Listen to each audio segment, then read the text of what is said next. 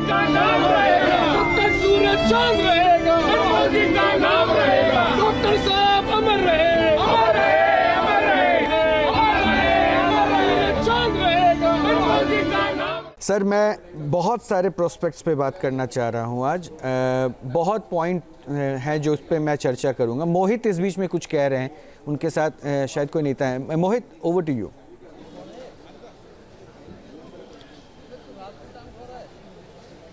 जी बिल्कुल, मेरे साथ नारायण सामी साहब हैं और पीएमओ में राज्य मंत्री थे और करीब 5 सालों तक लगातार मनमोहन सिंह के साथ ये रहे।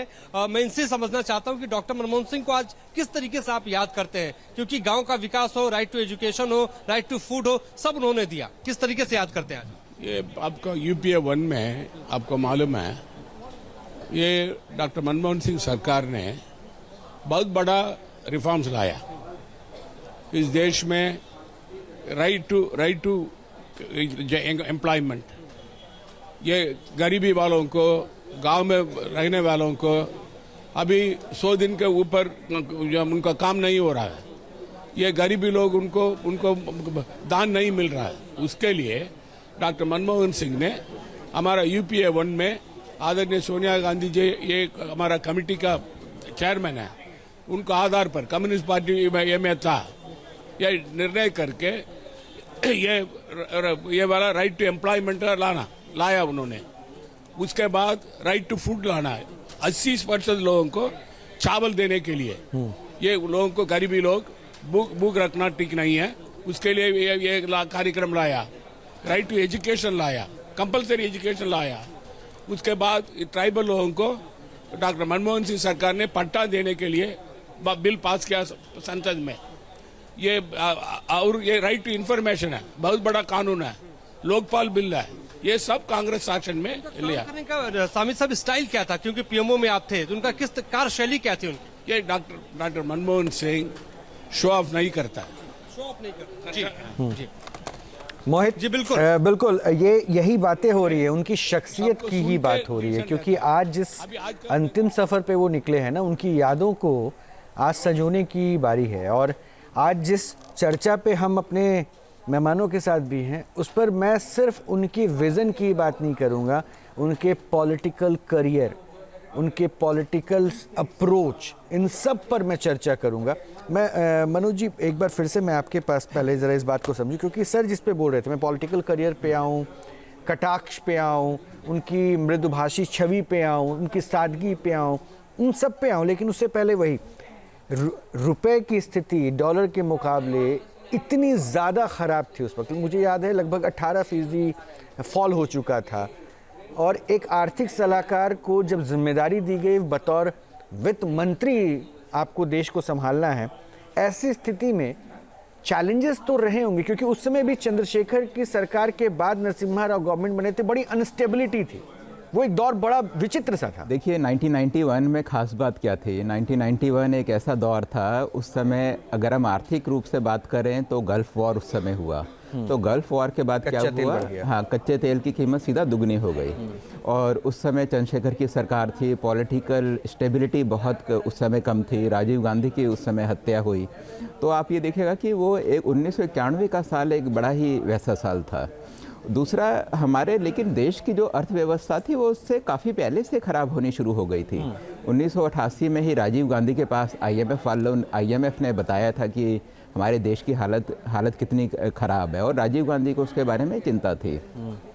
तो बल्कि नरसिम्हा राव जिस समय प्राइम मिनिस्टर बने, तो उस समय की बहुत फेमस सेइंग है, नरसिम्हा राव ने जो उस समय फाइनेंस सेक्रेटरी था उन्हें बुलाया और उनसे पूछा कि क्या हमारी हालत बहुत ज़्यादा ख़राब है क्या, तो उसने बोला कि नहीं। हाँ, तो उनसे पूछा कि क्या हमारी हालत इतनी ही ख़राब है जितना बाकी लोगों ने बताई है, तो उसने बोला कि नहीं, उससे भी कहीं ज़्यादा ख़राब है।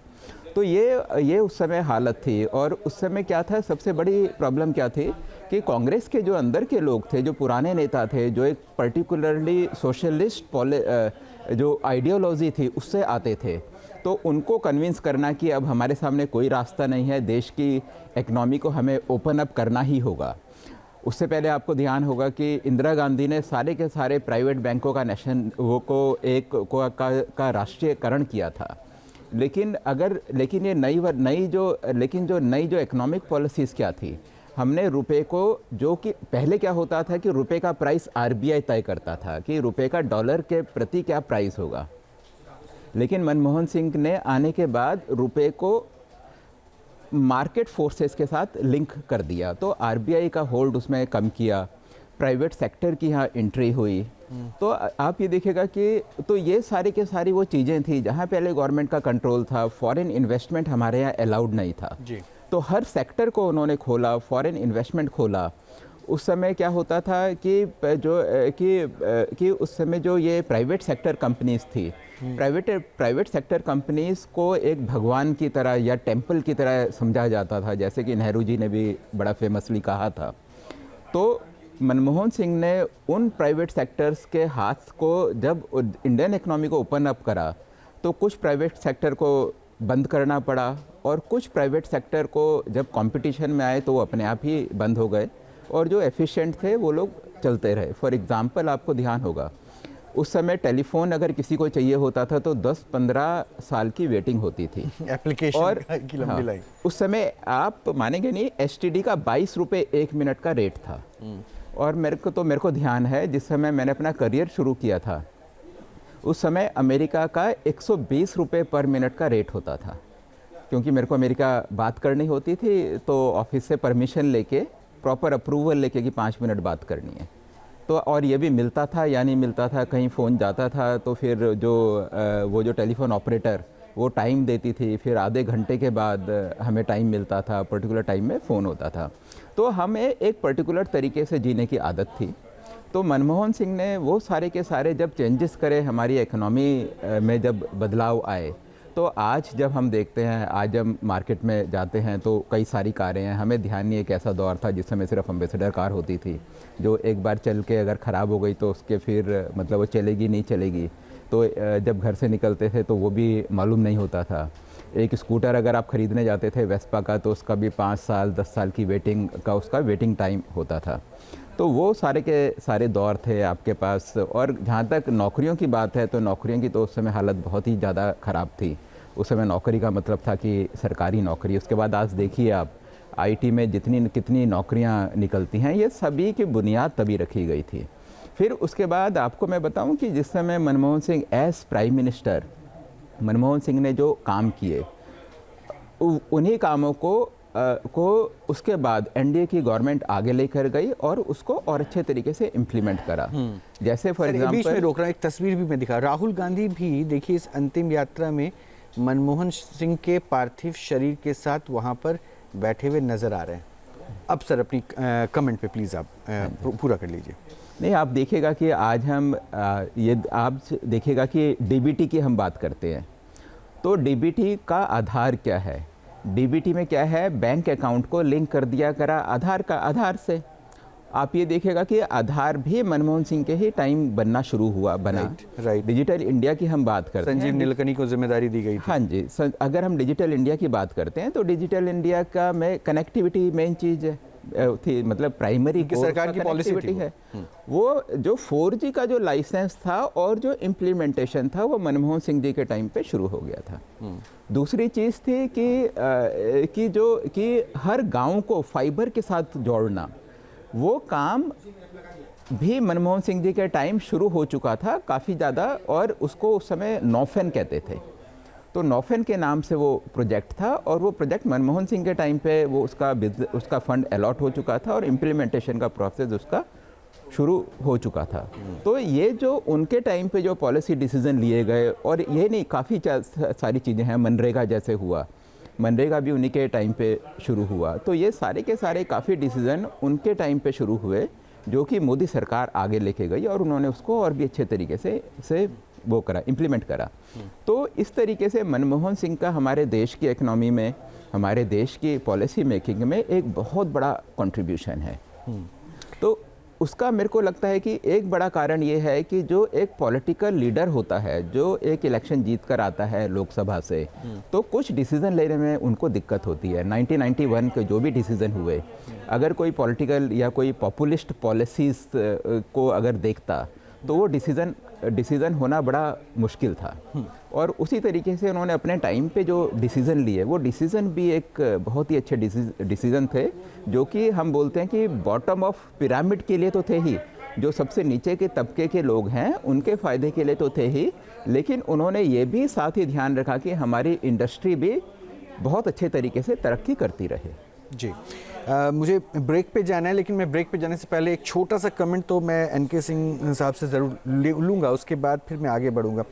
सर, जिस फिलॉसफी की बात हो रही है, जिस अप्रोच की बात हो रही है, मैं उसमें छोटा सा एक विज़न और चाहता हूँ, क्योंकि आप उस दौर में उनको कवर भी कर चुके हैं, उनकी चीज़ों को भी देखे हैं।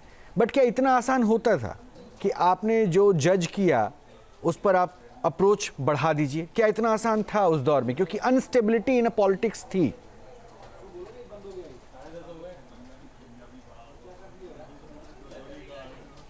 हाँ नहीं, वो बिल्कुल सही था। कोएलिशन, और वो भी बड़ा डाइसी कोएलिशन था, बड़ा वीक कोएलिशन था जो कभी भी गिर सकता था। आप जरा सोचिए, न्यूक्लियर डील लगभग गारंटी थी। उस समय हम पार्लियामेंट कवर करते थे, कांग्रेस कवर करते थे। न्यूक्लियर डील ये साफ दिखाई दे रहा था कि इनके एलाइज ही नहीं मानेंगे। कम्युनिस्टों ने बवाल कर दिया, बहुतों ने बवाल किया, और लगा कि न्यूक्लियर डील संभव ही नहीं है। और लगभग सच पूछिए तो वोटिंग के दौरान ये स्थिति बन गई थी। आखिर nuclear deal, doctor Manmohan Singh को मैं कभी कभी सोचता हूं कि वो एक साइलेंट रिवॉल्यूशनरी थे, निशब्द क्रांतिकारी, जिसमें हल्ला बिल्कुल नहीं था, लेकिन वो क्रांति जबरदस्त हुई जो आज नहीं, आज वर्तमान सरकार तो उसको फॉलो कर ही रही है। ये कई दशकों तक आगे फॉलो होता रहेगा, जिस तरह का इकोनॉमिक मॉडल उन्होंने दिया था। न्यूक्लियर डील हुआ, और वो भी तब जबकि एनपीटी पे आपने साइन नहीं किया था। न्यूक्लियर प्रोलिफरेशन ट्रीटी पे आज तक साइन नहीं किया, ट्रीटी पे साइन नहीं किया। उसके बाद एनएसजी ने आपको वेवर दिया और आपको न्यूक्लियर फिसाइल मटेरियल मिलने लगे। तो मुझे लगता है कि वो क्रांतिकारी थे, लेकिन साइलेंट क्रांतिकारी थे। लिहाजा इतिहास को एनालाइज करने में उनको, मुझे लगता है, दशकों लग जाएंगे अभी डीप एनालिसिस में। नहीं सर, डीप एनालिसिस तो वाकई इसमें समय लग जाएगा, क्योंकि बहुत कुछ है बात करने को। मुझे एक छोटा सा ब्रेक लेना है, लेकिन इस ये कहते हैं ना, 53 वर्षों का अगर जिसने राजनीतिक करियर तैयार किया हो, उस करियर में ऐसे कई पड़ाव आए थे जब चुनौतियों के बीच में भी देश को आगे रखते हुए देश को एक मुकाम तक पहुंचाने के विजन के साथ काम करना था, इस पर देखना था। लेकिन शायद ये इतना आसान सफर भी नहीं था, क्योंकि क्रिटिसाइज भी बहुत हो रहे थे अपने फैसलों को लेकर, अपने उसी व्यक्तित्व को लेकर जिस व्यक्तित्व की सौम्यता के आज लोग कायल हैं। सूरज चांद रहेगा,